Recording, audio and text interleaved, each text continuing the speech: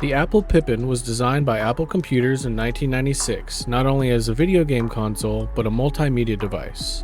Apple licensed the console to the Bandai Corporation for release in Japan. It sold for $599, which is equivalent to around $1,200 today, accounting for inflation.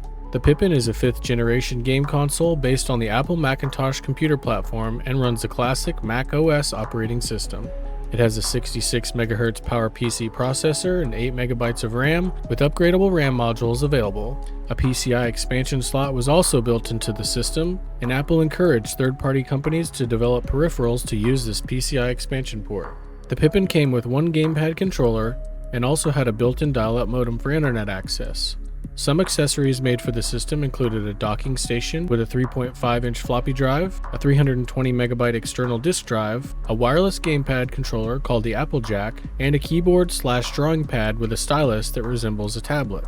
Games were manufactured on CD-ROM format, and in total there were well over 100 games developed for the Pippin, although most of them were only available in Japan. There were about 15 games released to the US market, but the consoles and games are not region locked, so you can play any of the games on any variation of the console if you can get your hands on them. 3 main variations of the Pippin were produced: the original Bandai Pippin Atmark, which was released in the US and Japan in 1996 and was available in black or white. The Bandai Pippin World, which was released the same year, was only available in black and was basically just a standard Pippin, but it came with a free 6-month internet account bundled with the console.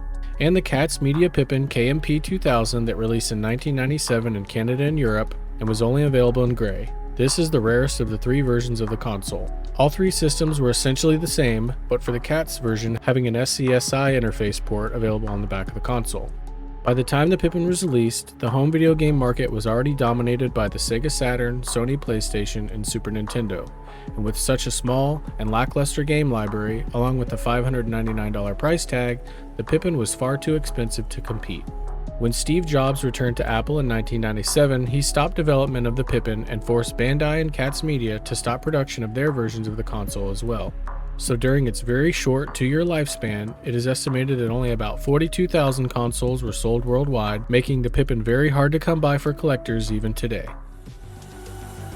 This video was a segment from my Iceberg documentary on every single video game console ever made, so if you're into that sort of thing, you should definitely go check it out.